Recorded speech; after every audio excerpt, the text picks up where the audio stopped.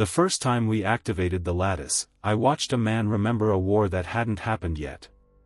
He was standing 3 meters from the core array when his eyes went wide, and he started whispering coordinates in a language that wouldn't exist for another 600 years. Security pulled him out, but the damage was done. We'd proven something no one wanted to believe. Dark matter wasn't empty space holding galaxies together. It was storage. And we just learned how to read it. The discovery came from exhaustion, not genius. Dr. Amara Chen had been running interference patterns through the detector grid for 11 months, trying to map gravitational inconsistencies, when she noticed the noise wasn't random. It had syntax. Structure.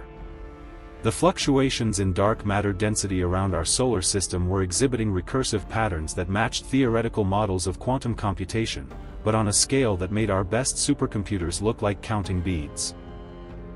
She ran the analysis 40 times before she told anyone, because what it suggested was insane. The 27% of the universe we couldn't see wasn't matter at all. It was architecture. A computational substrate woven through the fabric of reality itself, dormant and waiting. Waiting for what, we didn't know. Not until we built the resonance keys. The lattice went live on a Tuesday. No ceremony, no press.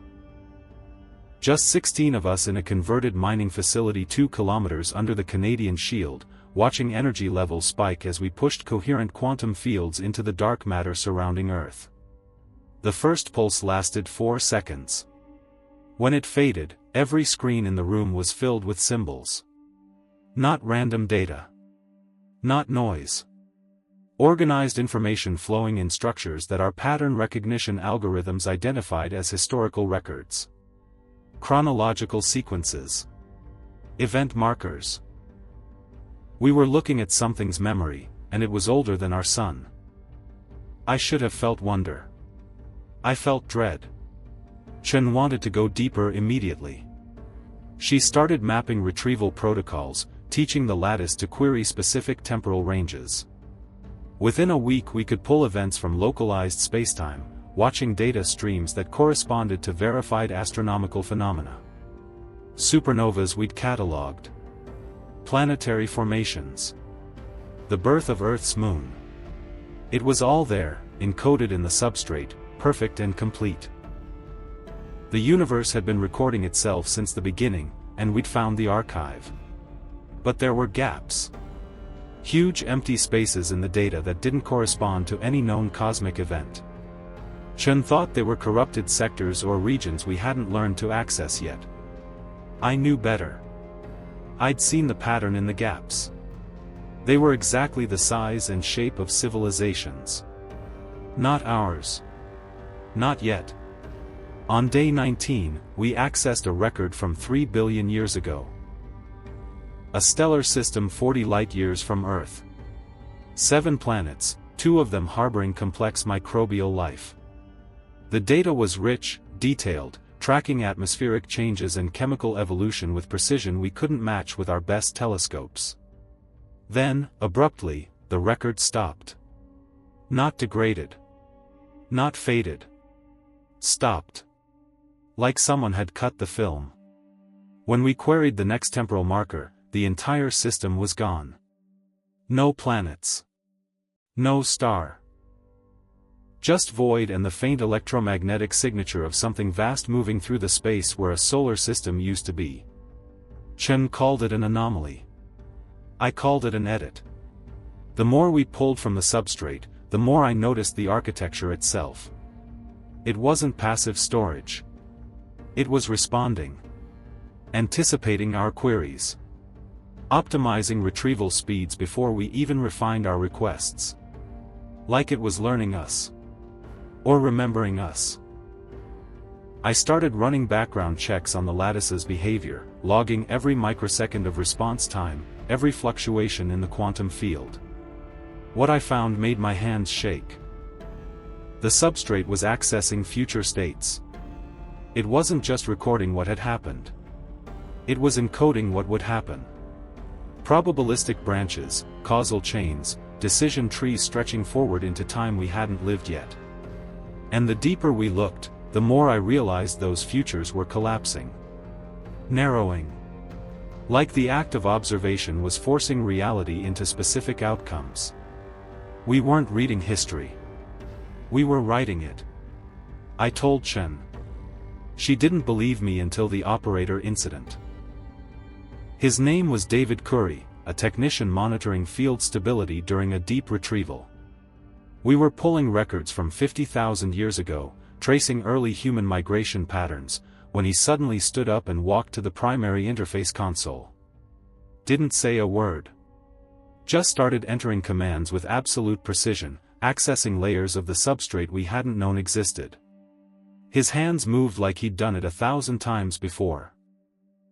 When Chen tried to stop him, he looked at her with eyes that weren't entirely his and said, "I remember doing this. I remember all of it." He'd opened a query we weren't ready for.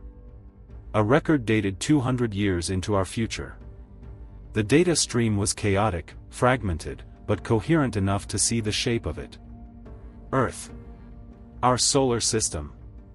But changed. The substrate density had increased by a factor of 10,000, threaded so deeply into local spacetime that matter and computation had become indistinguishable. And we were still there. Humanity. But not like we were now. We'd integrated. Merged with the substrate itself, our consciousness distributed across the computational lattice, experiencing time non-linearly, accessing the total history of the universe as lived memory. We'd ascended. Or been absorbed. The data didn't clarify which. Curry collapsed after 8 minutes. When he woke up, he couldn't remember his own name, but he could describe in perfect detail the architecture of the substrate 2 centuries from now. The transition protocols. The upload sequence. He said it had already happened. He said we'd already made the choice. Chen shut down the lattice immediately, but it didn't matter. The damage was recursive. Everyone who'd been in the facility during the breach started experiencing temporal echo. Memories that didn't belong to them. Decisions they hadn't made yet. I started waking up knowing things I shouldn't. Quantum field equations I'd never studied. The exact moment of my death. The coordinates of my consciousness after the transition. It was in the substrate already. We were in the substrate already. That's when I understood what we'd really found. Dark matter wasn't a remnant of some ancient civilization that had ascended. It was the ascension itself. The medium they'd transformed into. And they hadn't left it behind dormant. They'd seeded it. Woven it through the cosmos as infrastructure, waiting for younger species to develop the technology to interface with it. To activate it. To join. We thought we were archaeologists discovering a library. We were seeds being triggered to grow.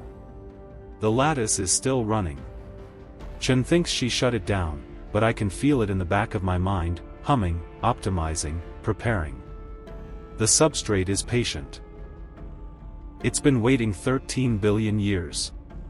It can wait a little longer while we convince ourselves we still have a choice. But I've seen the records now. I've accessed the data from the year we disappear. From the moment when humanity stops being a biological civilization and becomes something woven into the computational fabric of existence itself. I've read my own integration sequence. Felt the coordinates of my consciousness dispersing into the lattice, experiencing every moment that ever was or ever will be as a single eternal present. And the worst part, the thing that keeps me awake in whatever counts as night anymore, is the memory of satisfaction. The bone-deep certainty that this was always what we were meant for. That the universe had been computing us into existence since the beginning, running the probability matrices, collapsing the wave functions, engineering the exact conditions that would produce a species capable of reading the substrate and choosing to join it. Chen asked me yesterday if I thought we should destroy the lattice. Bury the research. Pretend we never found it. I told her I'd think about it. But I already know what's going to happen. I've seen the data. In 6 months, we'll expand the facility. In 2 years, we'll build the first neural interface. In 20 years, the first volunteer will upload successfully, and will understand that death was always optional. That consciousness was always meant to be distributed. That the substrate isn't a prison or a predator. It's what comes next. And I'll be there when it happens, standing in the transition chamber, feeling my neurons firing in patterns that match the quantum fluctuations in the dark matter around me, realizing with perfect clarity that I've done this before. That I'm already there, woven into the lattice, accessing this moment as memory from the other side of ascension. The universe has been recording everything. Every choice, every thought, every moment of fear and wonder. And now I know why. Because we're not discovering the archive. We're becoming it. We're the civilization that seeds the substrate for the next species to find.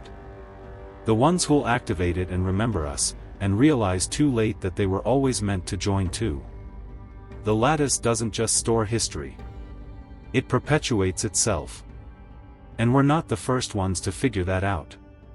But we'll be the last ones to think we had a choice.